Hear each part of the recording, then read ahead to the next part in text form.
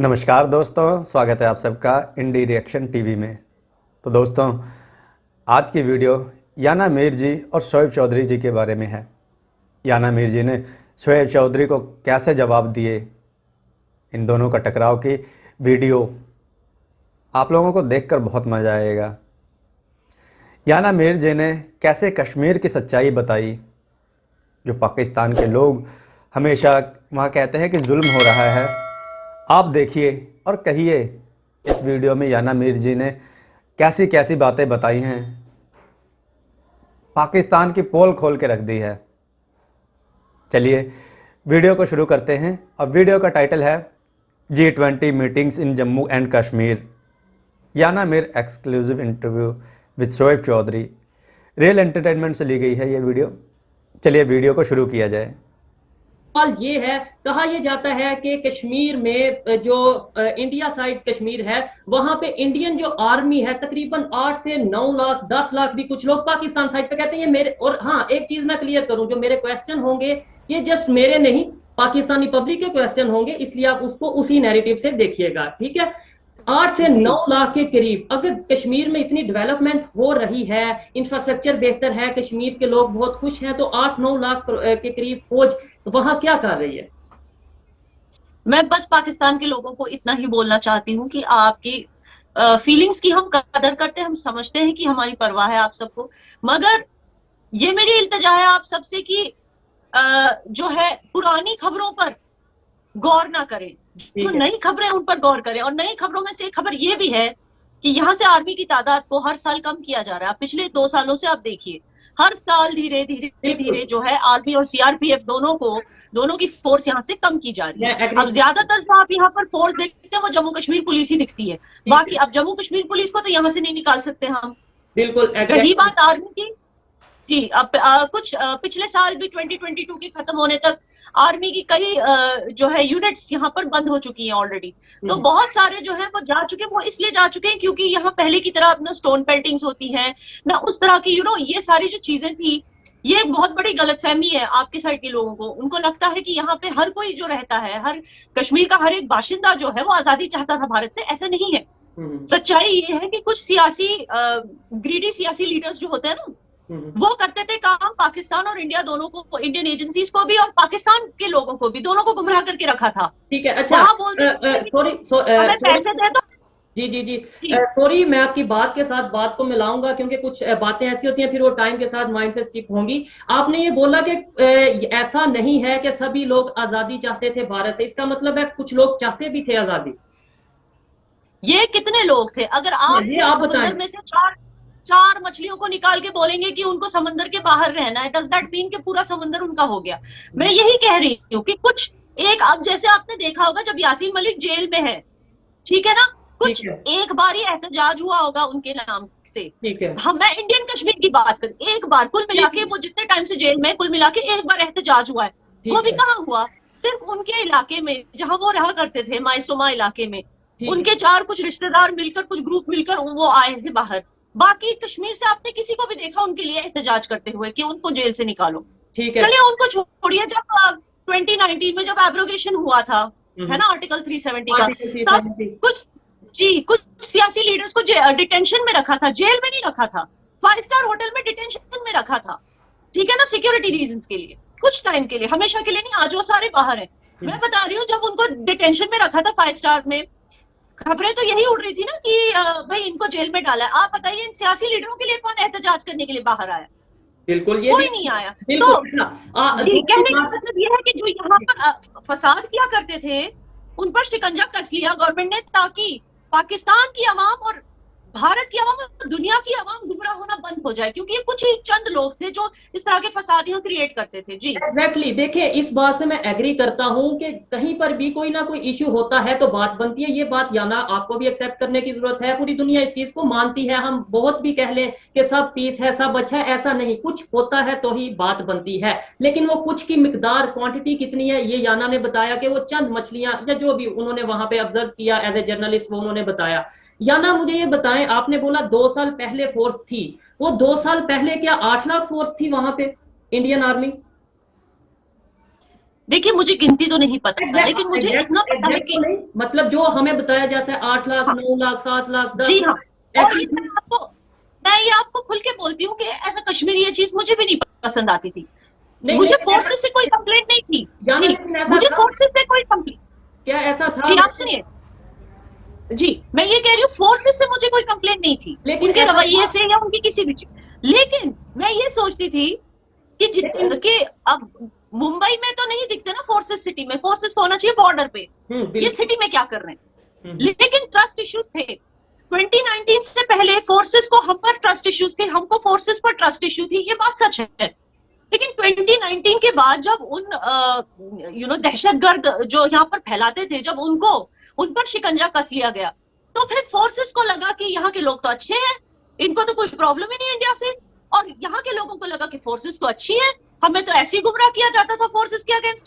तो ये वाली चीज होने लगी है 2019 के बाद। जी ठीक है, इसका मतलब यह है कि 2019 से पहले कुछ ना कुछ इश्यूज थे, इंडियन फोर्स और कश्मीर के लोगों के दरमियान मिसअंडरस्टैंडिंग्स थी, ये वो मतलब चीज वो तो मिसअंडरस्टैंडिंग कुछ लोग क्रिएट करते थे, जिन पे भरोसा करती थी कश्मीर की आवाम, जिनको हम अपने लीडर मानते थे या रिलीजियस लीडर या कुछ भी कह लें आप, वो बिल्कुल। हमें गुमराह करते थे। वो लेकिन लीडर, जब और उनकी इधर दुकान बंद कर दी गई, एक चीज मैं और ऐड करना चाहता हूँ, वो लीडर जो हमें यहाँ पे बताते हैं, चाहे पाकिस्तान साइड कश्मीर हो या इंडिया साइड कश्मीर हो, कुछ लीडर्स हैं, मैं सबकी बात नहीं कर रहा, वो हमें ये बताते हैं कि आप ऐसा करोगे जन्नत मिलेगी, आपके बच्चे जन्नत में जाएंगे, आप खुद जन्नत में जाएंगे, और एब्सोल्युटली खुद उनके बच्चे एजुकेशन के लिए अब्रॉड जाते हैं, कहीं यूके में पढ़ते नजर आ रहे हैं, कभी कभी जी यूएस में पढ़ते नजर आ रहे हैं, और ये दोनों साइड पे ऐसा जी होता है। मुझे आदत है, शुरू से सच बोलता हूँ, किसी को कड़वा लगे तो वो उसकी मर्जी है।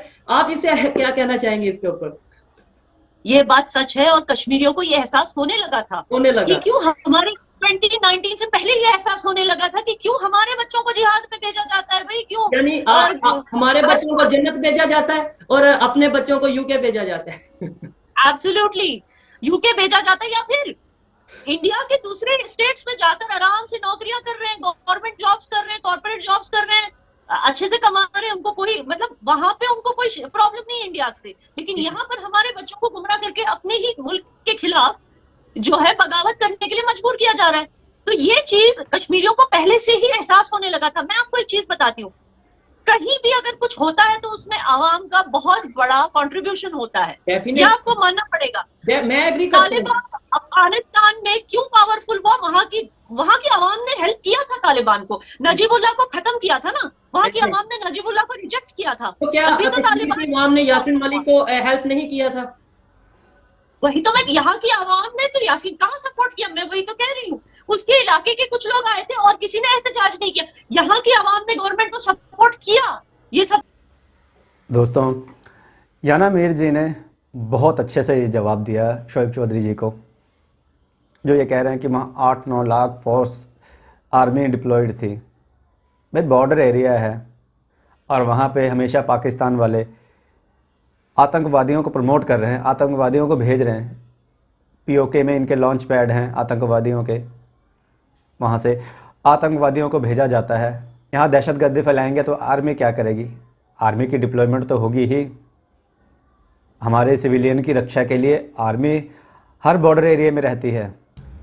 इन लोगों को ना, पाकिस्तान के लोगों को सिर्फ यही पता है कि कश्मीर में जुल्म हो रहा है और कुछ नहीं पता। इनको डेवलपमेंट के बारे में नहीं पता। वो कबूतर की तरह हैं जो बिल्ली को देख के आंखें बंद कर लेते हैं। याना मीर जी ने कहा कि यहाँ कितनी तरक्की हो रही है, और सवाल तो ये पैदा होता है कि जो पाकिस्तान ने कश्मीर पर कब्ज़ा कर रखा है उसका क्या हाल है। उसके बारे में ये कभी बात नहीं करेंगे। इनमें दम नहीं है किसी में कि वहाँ के कश्मीर के बारे में बात करें। वहाँ की रिपोर्टिंग करके दिखाएं ना, हकीकत दिखाएं वहाँ कितनी आर्मी है। वहाँ तो सिम भी आर्मी से लेने पड़ते हैं। वहाँ आज़ादी नहीं है कि आपको चलो भी वहाँ दुकानों से सिम मिल जाएं। वहाँ सिम आर्मी अलॉट करती है। ये आज़ादी है वहाँ के कश्मीर की, जो पाकिस्तान ऑक्यूपाइड कश्मीर है। खाने को आटा नहीं है वहाँ पे। जो वहाँ पाकिस्तान ऑक्यूपाइड कश्मीर में बिजली पैदा होती है उसका तो इस्तेमाल पाकिस्तान करता है। उन बेचारों को बिजली नहीं मिलती, उनके संसाधनों का इस्तेमाल पूरा पाकिस्तान कर रहा है और पाकिस्तान उन्हें उस पर कोई रिलीफ नहीं देता। उस पर बात करें ना, क्यों नहीं करते? इन्हें इंडिया की ज़्यादा फिक्र है क्योंकि इनके व्यूअरशिप इंडिया से है। लेकिन दोस्तों, इंडियन दोस्तों, आप लोगों को समझना पड़ेगा, इन लोगों की व्यूअरशिप, इन लोगों को जो आप मिलियन भर के व्यू दे देते हैं ना, इसलिए ये इंडिया की तारीफ में पुल बांधते रहते हैं इंडिया से दोस्ती करने का। मुझे नहीं समझ आता है कि आज से पहले ये क्यों नहीं थे। इनको हकीकत भी बताई जाती है फिर भी ये उससे आंखें मूंदते हैं, सच्चाई से ये मुंह मोड़ लेते हैं। कश्मीर के डेवलपमेंट के बारे में कुछ फैक्ट रखे जाएंगे आपके सामने, उन्हें देखिएगा। कितना डेवलप हो रहा है कश्मीर, क्या क्या किया जा रहा है, कितना बजट अलॉट हुआ कश्मीर में। चलिए वीडियो को आगे देखते हैं। करने के लिए तभी ये सब हुआ क्योंकि यहाँ की आवाम दहशतगर्द बिल्कुल बिल्कुल सपोर्ट नहीं करती। एग्जैक्टली अच्छा याना, मुझे आप ये बताइएगा 2019 के बाद ऐसा क्या हुआ पाकिस्तान में? ये बताया जाता है कि नरेंद्र मोदी साहब जो है, जो उनकी गवर्नमेंट है, जो या फिर आरएसएस की आइडियोलॉजी का बताया जाता है, तो ये कहा जाता है वो तो हिंदुत्व को प्रमोट करते हैं, मुसलमानों के अगेंस्ट हैं। तो फिर 2019 के बाद कश्मीर के मुसलमान कैसे नरेंद्र मोदी साहब पर ट्रस्ट करने लगे, प्राइम मिनिस्टर, इंडिया के प्राइम मिनिस्टर पर ट्रस्ट करने लगे? ऐसा क्या हुआ, थोड़ा आप अगर बताएं। देखिए, ये इट इज वेरी अनफेयर कि यहाँ उस आपकी कंट्री में हमारे प्राइम मिनिस्टर के बारे में इस तरह के नैरेटिव चलाए जा रहे हैं जी। लेकिन उन्होंने अपनी कौन सी तकरीर में ऐसे कहा, जिसमें उन्होंने कहा कि मैं का प्राइम मिनिस्टर हूँ, या मैं मुसलमान का प्राइम मिनिस्टर नहीं बनना चाहता, या मेरी फलाना फलाना स्कीम सिर्फ हिंदुओं के लिए है, ये स्कीम मुसलमानों के लिए नहीं है। उन्होंने अपनी कौन सी तकरीर में ऐसे कहा, या अपने कौन से मिनिस्टर को कहा इस तरह से तकरीर करने के लिए? तो ये कहां से इस तरह की प्रोपेगेंडा निकलती? इसीलिए हम इसको वर्ड दिया है हमने, प्रोपेगेंडा। अच्छा, प्रोपेगेंडा से एक और चीज याद आई, और प्राइम मिनिस्टर नरेंद्र मोदी साहब की जब बात हो रही है, एक और चीज आई याद में, बहुत ये लोग कहा जाता है इंडिया में भी पाकिस्तान में भी कि गोदी मीडिया या मोदी मीडिया, इस तरीके से कि मतलब जो डेवलपमेंट की कोई बात कर रहा है या कश्मीर का पॉजिटिव साइड दिखा रहा है, तो ये कहा जाता है कि ये मोदी मीडिया है। क्या आप भी मोदी मीडिया है?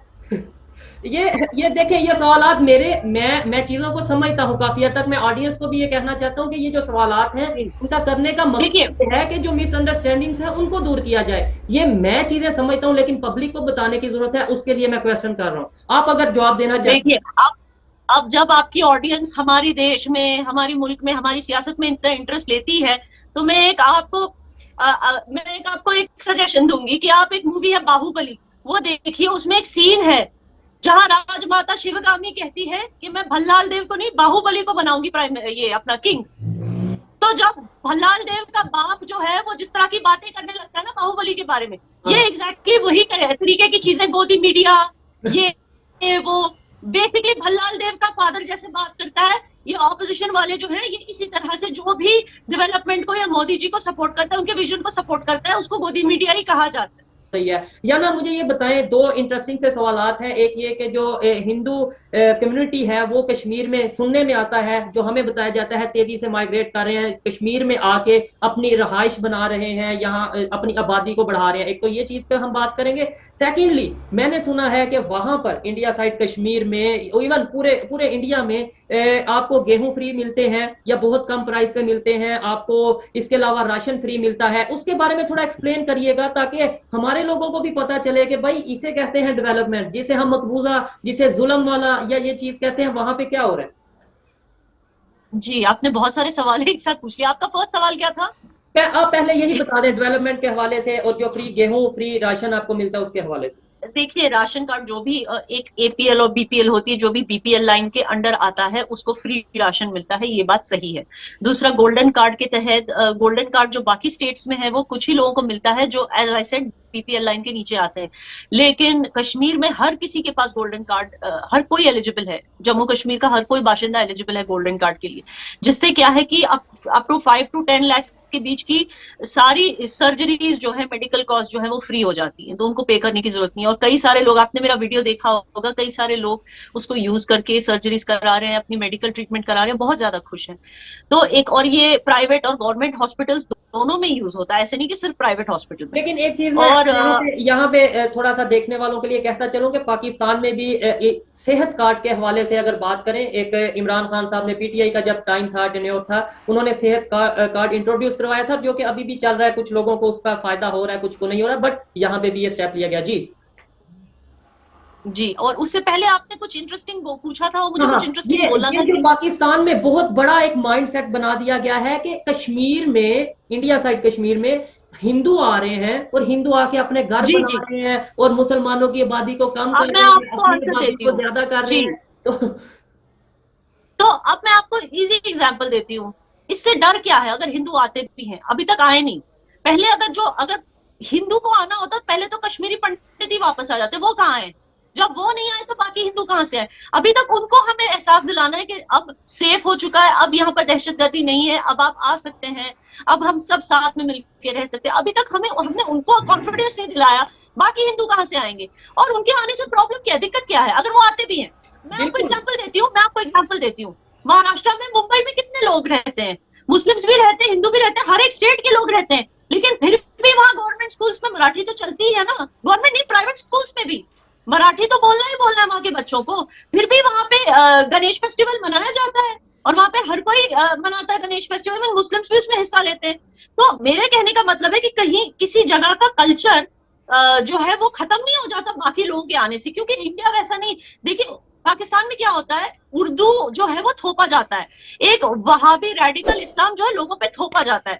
तभी तो सिंध के लोग जो है वो प्रोटेस्ट कर रहे हैं, क्योंकि उनको लग रहा है उनकी इंडिजिनस जो कल्चर है उसको प्रोटेक्ट नहीं किया जा रहा, उनकी लैंग्वेज को, उनके कल्चर को, उनके सेक्युलरिज्म को। लेकिन इंडिया में हर एक स्टेट में वहां का जो कल्चर है, वहां के लोगों को पहले प्रायोरिटी दी जाती है जॉब्स में। वहां के लोगों का जो एक खास कल्चरल मिनिस्ट्री है जो कल्चर को प्रिजर्व करके रखती है। लैंग्वेज वहां पर जरूरी होता है, चाहे आप कहीं से भी आओ, आपको कश्मीरी सीखना लाजमी है। अगर आप यहाँ सेटल होते हो, आपके बच्चों को कश्मीरी सीखना ही सीखना है। फिर यहाँ के लोगों में वो घुल जाते हैं, यहाँ का कल्चर तो खत्म नहीं होने वाला किसी भी तरह से। तो उनके आने या नहीं, या हमारे कहीं और चले जाने से क्या हो जाता है, चेंज क्या होता है? जी, बिल्कुल, ये भी बात नोट करने वाली है कि मतलब, और दूसरे नंबर पे ये आपके इंटरनल मैटर्स हैं। लाइक जब कश्मीर, इंडिया साइड कश्मीर की बात करें, वहां पे जो लाइक जैसे हम यहाँ, हाँ, उसके अंदर ये कहा जाता है कि जी हम तो अपने पाकिस्तान साइड कश्मीर है, वहां से कोई पाकिस्तानी अपनी रहाइश नहीं वहां पर कर सकता, अपनी प्रॉपर्टी नहीं वहां पर खरीद सकता, इस तरीके से कि तो फिर वहां पे क्यों खरीद रहे हैं? जी। ये एक नैरेटिव। वैसे मैं खुद भी मानती हूँ कि जहां पर, जैसे गोवा है, नागालैंड है, कुछ ऐसी जगह है जो हाई टूरिस्ट डेस्टिनेशन है, जहां पे टूरिस्ट बहुत ज्यादा जाते हैं, टूरिज्म रेवेन्यू बहुत होता है। तो मेरा ये मानना है कि वहां के लोगों को जो है लैंड राइट्स ज्यादा मिलनी चाहिए। यानी कि जो लैंड जैसे हिमाचल प्रदेश में है, जो वहां पे रह चुके हैं 20-30 सालों से, सिर्फ वही वहां पर लैंड खरीद सकते हैं। तो वही चीज यहाँ भी होनी चाहिए, ये मैं भी मानती हूँ। लेकिन अभी जो है स्लोली स्लोली 2019 के बाद बहुत सारे नए रूल्स और लॉज जो कश्मीरियों के लिए बेनिफिशियल है वो आने लगी हैं, और आई एम श्योर कि ये भी इंट्रोड्यूस किया जाएगा बहुत जल्द। यानामीर, क्या अभी जम्मू कश्मीर की बात करें, इंडिया साइड कश्मीर की, वहां पर इंटरनेशनल मीडिया अलाउ है? क्या वहां पर इंटरनेशनल मीडिया अपनी मर्जी से रिपोर्टिंग कर सकता है या कर रहा है? एब्सोल्युटली। आपने किसी रोक टोक, सिर्फ पाकिस्तान वालों को वीजा नहीं मिलता, लेकिन यहाँ पे ऐसे कोई, आपको तो पता है G20 भी होने वाला है, क्या हाँ, आपको नहीं बिल्कुल लगता कि उसमें जब एम्बेसडर्स, इससे पहले भी कितने डेलीगेट्स आकर गए हैं, बिल्कुल। पूरा कश्मीर घूम कर गए हैं? क्या आपको लगता है यहाँ जुल्म सितम हो रहा होगा तो वो आवाज नहीं उठाते इसके बारे में? It's even not possible. Kashmir में मैंने ये सुना है, जो मेरी खबर है, बल्कि इंटरनेशनल रिपोर्ट है, कि रिकॉर्ड टूरिज्म के हवाले से अगर बात करें, टूरिस्ट आए हैं लास्ट ईयर कश्मीर में, जो कि एक बहुत बड़ी अचीवमेंट है। अच्छा यानामीर, आप ये बताएं कि जो पाकिस्तान साइड कश्मीर है, इंडिया साइड कश्मीर के लोग क्या समझते हैं उसके बारे में? जो इस टाइम कंडीशन है, जो इस टाइम थोड़े बहुत मसाइल हैं या फिर काफी ज्यादा मसाइल हैं, काफी जाहिर बात है कश्मीर, मैं ये समझता हूँ, मेरी पर्सनल ओपिनियन की अगर बात करें तो मैं ये कहता हूँ कश्मीर तो एक है, ठीक है।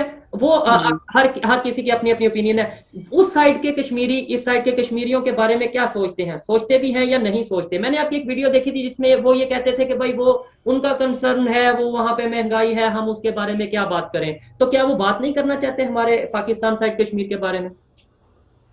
देखिए मैं क्या बताऊं, अब उनको बुरा तो लगता होगा, लेकिन वो सोचते हैं कि बहुत टाइम हो गया इसको, 60 साल के ऊपर हो गया, ओहो 60 साल के ऊपर, अब क्या करना है हमें उनका लेकर, उन्होंने चूज किया, दे चोज इट, उन्होंने चॉइस की कि वो पाकिस्तान के साथ रहेंगे।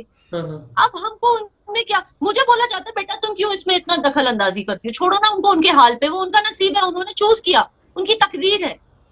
लेकिन एज अ जर्नलिस्ट ये मेरा काम है तो मैं करती हूँ जो वहां से न्यूज आती, लेकिन यहाँ मैं सच बताऊं तो यहाँ के जो आम आवाम है वो ध्यान नहीं देती है वहां के साइड के लोगों की।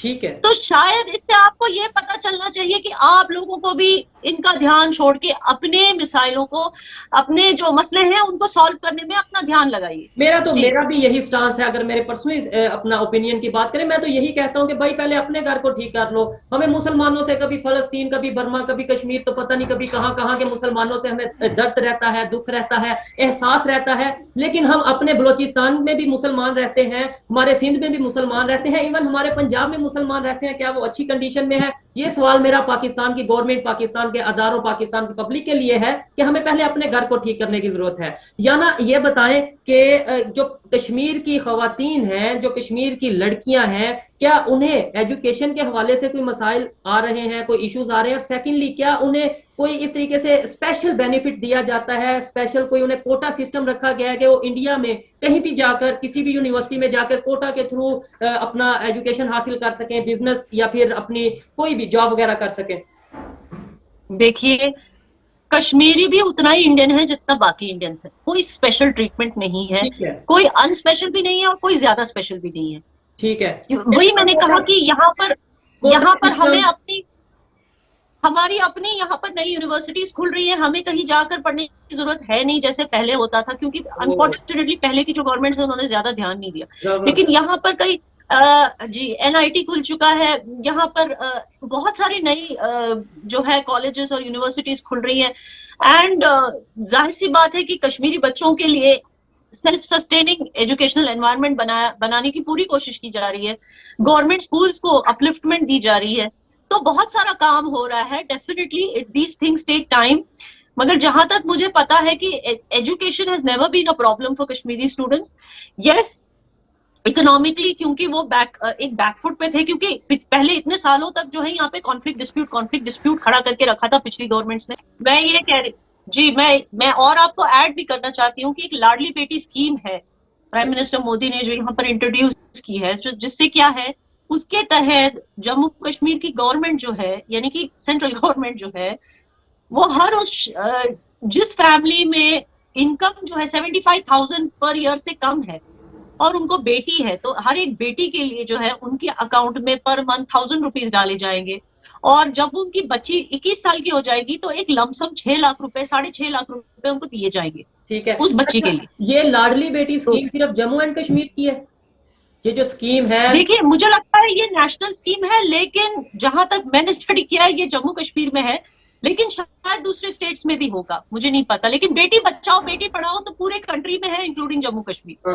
अगर तो सिर्फ जम्मू एंड कश्मीर में है, नो डाउट बहुत सी स्कीम्स हैं शादी के लिए, जो इंडिया की गवर्नमेंट है वो वहाँ की जो लड़कियां हैं, बच्चियां हैं, उनको कुछ ना कुछ वो फंड देते हैं, पैसे देते हैं, जो कि बहुत बड़ी बात है। और अगर जैसे इन्होंने बोला है लाडली बेटी स्कीम जम्मू एंड कश्मीर के लिए, तो फिर मैं लास्ट में यही कहूंगा कि हमें भी वैसा ही शायद मकबूजा कश्मीर, जो जिसे मकबूजा कश्मीर हम कहते हैं, हमें भी यहाँ पे फिर उस तरीके से हो जाना चाहिए कि जहां पर लाडली बेटी स्कीम भी है, जहां पर लड़कियां इंटरनेशनल लेवल पे जाके अपने कंट्री का, इंडिया का नाम कर रही हैं, इसके अलावा फ्री राशन मिल रहा है। तो फिर पाकिस्तान की गवर्नमेंट के लिए मेरा ये मासूमाना सा सवाल है कि वो मकबूजा कश्मीर है, ये आजाद कश्मीर है, क्या फिर हमें अपना मकबूजा और आजाद के जो मायने हैं वो चेंज करने की जरूरत है, या अपनी सोच चेंज करने की जरूरत है, या फिर डेवलपमेंट के ऊपर काम करने की जरूरत है?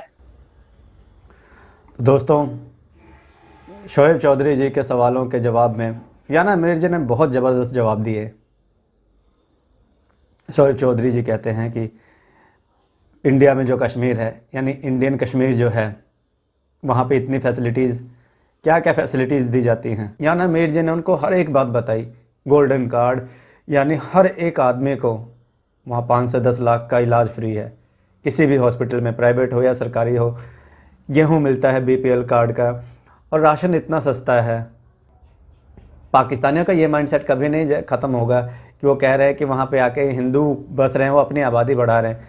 भाई वहाँ हिंदू रहते थे पहले, उनका जेनोसाइड कर दिया, उनको मार दिया, उनको भगा दिया, उनके साथ कितना जुल्म किया, उनके साथ, उनके बीवी बच्चों के साथ कितना अत्याचार किया। हिस्ट्री पढ़िए आप ज़रा, पढ़ के देखिए तो पता लगेगा कि उनके साथ क्या हुआ, क्यों वो वहाँ से छोड़ कर चले गए।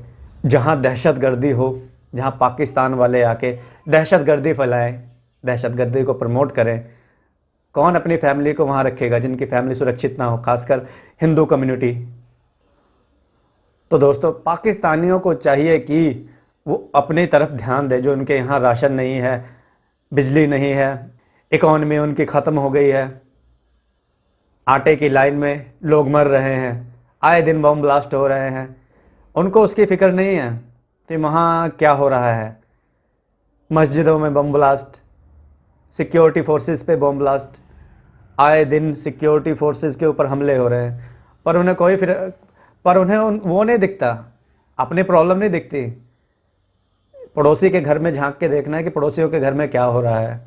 हमारे इंडियन कश्मीर में, जो कि इंडिया का अभिन्न हिस्सा है, उसमें ब्रिज बन रहे हैं, यूनिवर्सिटीज़ खुल रही हैं, हॉस्पिटल बन रहे हैं, रोड्स बन रही हैं, पर्यटन उसको कितना बढ़ावा दिया जा रहा है, टूरिज़्म सेक्टर कितना डेवलप हो गया है, उसने तो रिकॉर्ड तोड़ दिया है। इतने लोग वहाँ घूमने गए, टूरिज़्म बढ़ेगा तो वहाँ के लोगों की इनकम बढ़ेगी। गवर्नमेंट ने पत्थरबाजों को अच्छा सबक सिखाया है। अब क्यों नहीं उपद्रवी आते, पत्थरबाजी करते, क्योंकि पता है जब से 370 और 35 से आर्टिकल हटा है, गवर्नमेंट ने तेज़ी से विकास किया है कश्मीर में।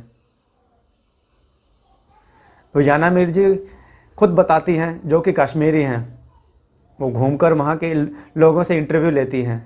इसलिए पाकिस्तानियों को चाहिए कि अपना माइंडसेट थोड़ा सही करें, देखें कि कश्मीर कितना डेवलप हो रहा है। पहले अपने मसले सुलझाओ, फिर दूसरों के घर में झांको। खुद से तो रोटी मिल नहीं रही है, आटे की लाइन में लग के मर रहे हो, आए दिन बम ब्लास्ट होता है। शोएब चौधरी भाई, कभी अपने उधर के बारे में विस्तार से बताओ कि क्या हो रहा है, क्यों डर लगता है, क्यों टांगें कांपती हैं आप लोगों की कि वहाँ के डेवलपमेंट के बारे में क्यों नहीं बताते कि वहाँ कितना डेवलप हो रहा है पाकिस्तान। तो दोस्तों, ये सब सिर्फ व्यूज़ पाने के लिए है इंडिया से। इंडिया तो सबको पता है ग्रो कर रहा है, वो भी बहुत तेज़ी से। ऐसे ही ग्रो करता रहेगा हमारा देश। वीडियो पसंद आए तो लाइक करें, चैनल को सब्सक्राइब करें। जय हिंद।